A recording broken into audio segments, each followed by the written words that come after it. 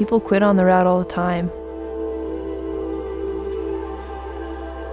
I mean, I can see why. It's really tough.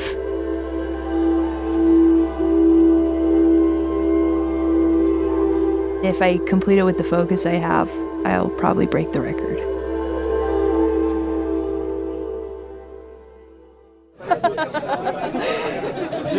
Last year, the men's record is 7 days and the women's record is 14. Like, that's twice as long. Like, there's some room there.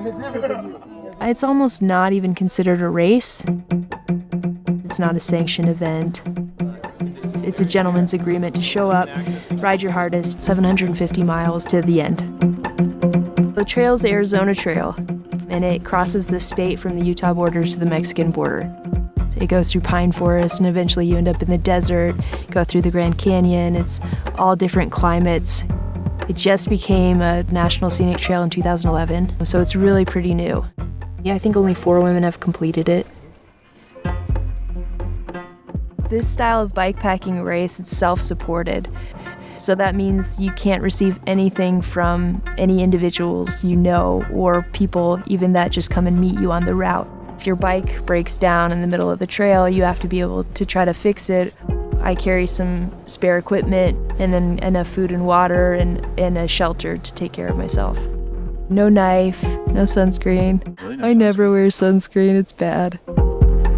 I'm carrying an insulated bivvy, so it's plastic. It's probably about 12 ounces.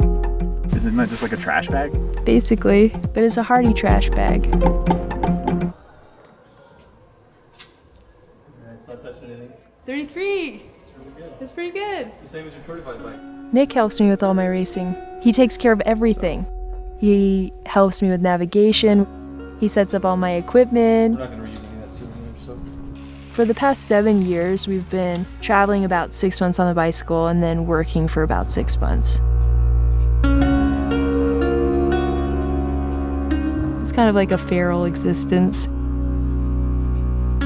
I started racing this past April. We were riding a route in Israel called the Holy Land Challenge, and it was an 850-mile mountain bikepacking race. Everybody kind of thought I was a joke. I was wearing tennis shoes and spandex shorts, and I went out the first day, and by the end of the first day, I was 25 miles ahead of the next guy.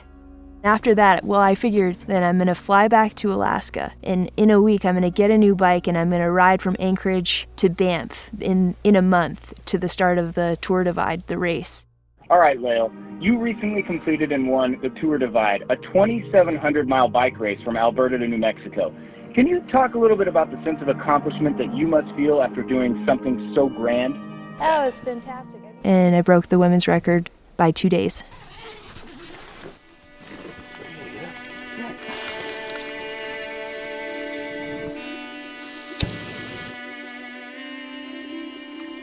Do you wish you were going out to ride right now? Not really. You want to race? Yes. Okay, so I get like advantages, like all the muffins. There's not enough muffins for the both of us to race to Mexico. How we got? 524. You want to get even number? You want to go? Let's go. Okay. So you set the clock, you decide when you're gonna start, and then you record the time when you finish. In this race, there's no entry fee and there's no prize to win. It's just about being out there and riding fast.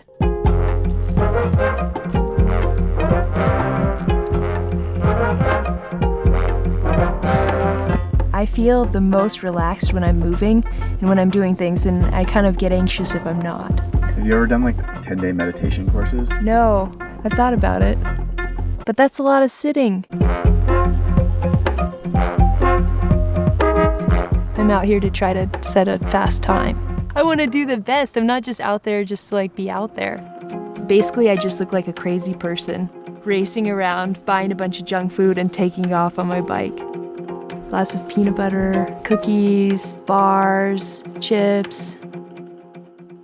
I'm packing my bike on my back because I'm not allowed to ride it through the Grand Canyon. It's about 5 o'clock and I'm in the Grand Canyon just leaving Cottonwood.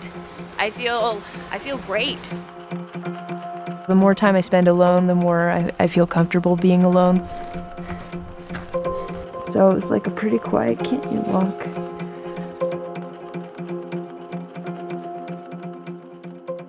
So the second day I was on my way to Flagstaff and I was feeling great, but I started hearing my voice wheezing as I was breathing. Progressively through the afternoon, my throat just kind of closed up. I rode like crazy mad, and I am at Snowball up at 9,000 feet, descending to Flagstaff. Felt really, really good, but unfortunately, I'm starting to get really sick. I'm really having a hard time breathing, so I'm just gonna put all of my clothes on and get into my bivvy.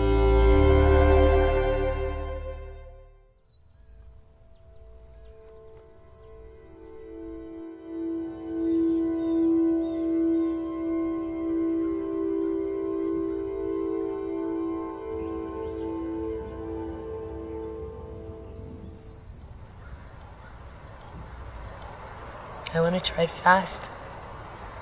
I'm not riding fast, so I'm calling it. That's it.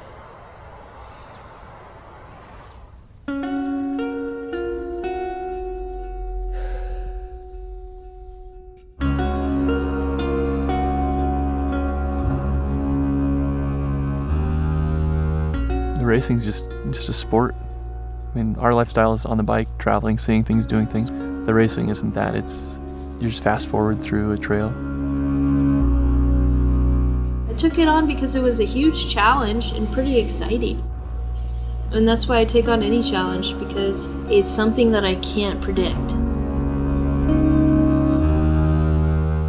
I mean, cause some level of shame and some level of maturity and some level of looking forward, which is what I'm doing now.